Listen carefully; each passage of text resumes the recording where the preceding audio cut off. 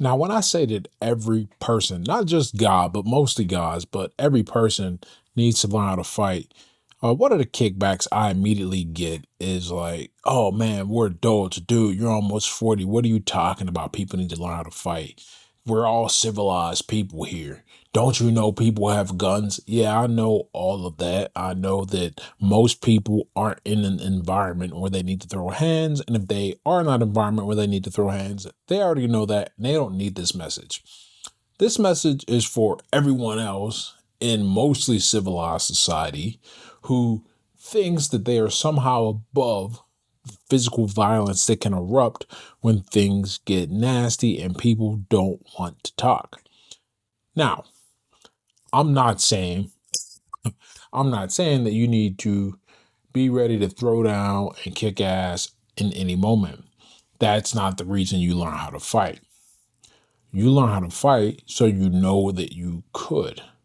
And that comfortability with violence and being able to be in the physical shape you need to be to fight and the discipline it takes to learn a fighting system, whatever your fighting system is, that's the real benefit. That's going to do way more for you than ever thinking that you're going to have to knock some guy out in the street.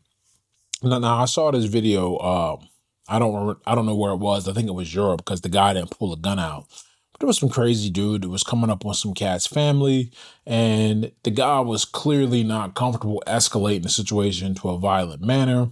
So he just kind of backed off and let this guy act crazy. I think he smacked his kid or something, and then he just took the kid and walked away. I'm not saying the guy should have started the fight. What I'm saying is that if that guy was comfortable enough in his ability to defend himself, the other guy, that perpetrator, might not even come towards you. He might not even try to make a move. You see, a lot of these predators, man, in the world that like to prey on the weak and the vulnerable, they're looking for people who look like they don't know what to do, that they are distracted, that they can't handle themselves in the environment, that they don't look confident and capable. When you fight, when you know how to fight, when you know how to carry yourself, you're just going to move a little differently.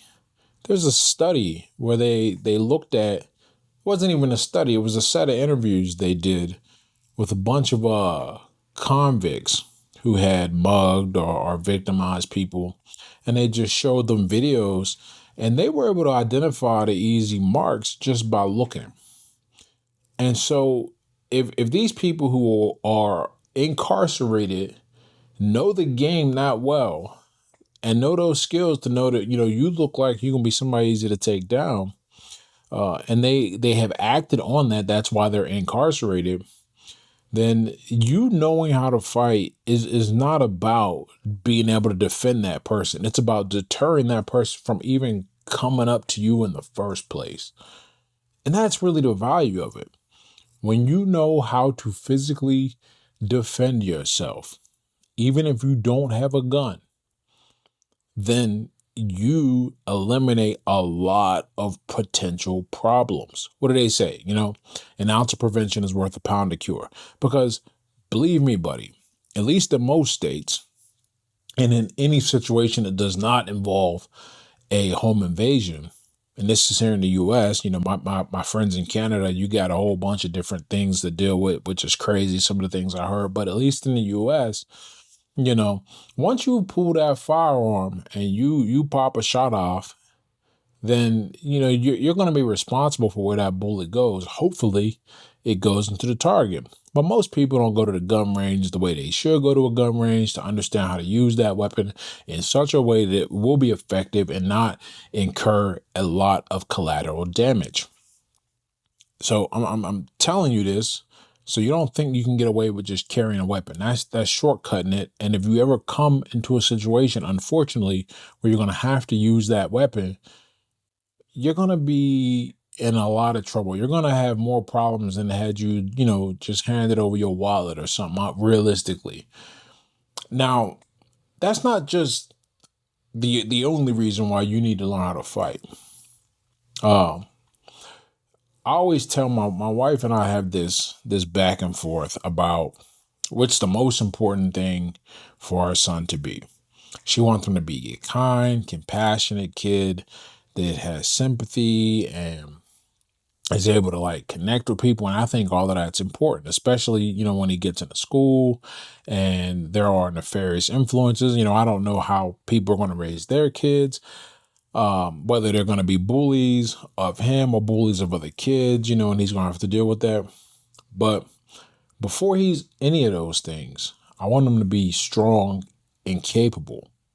Because when you can defend what you think, when you can stand up to somebody, when people know that you're not the person to try, and anybody that you deem in your circle, whether that's because you're just a kind-hearted person that protects the weak, or these are your friends, when they know that messing with those people brings your wrath and you're not afraid to get dirty and you're not afraid to be confrontational, that deters a lot of nonsense. That keeps these people from doing stuff. It's like those signs you see outside of houses that says, this house is protected by, whatever security system, or beware of dog.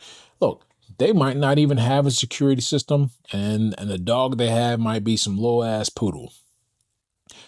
But if I'm a robber and I'm looking for easy marks, I'm looking for the houses that don't have that thing. Now, they might be getting me in a low jack situation where I don't know that there's security or there's some pit bull ready to bite my balls off. But the point is that just by having that deterrent, knowing that there will be resistance, prevents an intrusion. When someone knows that there is a possibility that things can go the other way, they're more likely to be polite. There's that old saying, there's, an armed society is a polite one. But it goes deeper than that. It really is about the way you carry yourself and the way you approach the world that makes the world respect you. When the world knows that you're not going to back down. And when I say the world, I mean not just the people in it, but situations. If you want to get a little more esoteric and talk about like the karma of things, and how those play out, the forces that we can't see, that I'm not saying don't exist, but they're really hard to measure. And the scientist in me tends to push away from it. But I've just seen too much to outright reject the idea that if I will not be beat down by the world, if I'll stand up and fight against it, the world is much less likely to pick a fight with me, the people in it, and the circumstances in it. And if it does pick a fight with me, just in case things go wrong, I'm capable enough to stand up to this stuff. I'm capable enough to carry myself. So this is the real reason why you got to fight. Well, you got to learn how to fight. As far as, what you should learn to use, uh, depending on the advice that I give to you, or give to the person for their reasons for fighting, I break this down into two categories. You got your combat sports that have striking, your boxing, your Muay Thai, your mixed martial arts, and then you got your grappling arts, your wrestling, your BJJ or Brazilian Jiu-Jitsu, your judo. And then you got the in-between, like the Sambo and to a lesser degree Krav Maga, right? Uh, when I started boxing, uh, I did it for a lot of reasons that were not related to self-defense. I don't pick fights.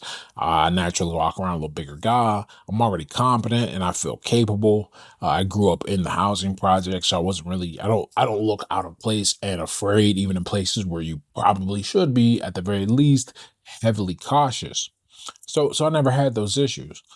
But one of the things that boxing did for me is it taught me how to turn down the noise and stay focused and continue in situations that are honestly scary. Every fighter is scared. I don't care what they say.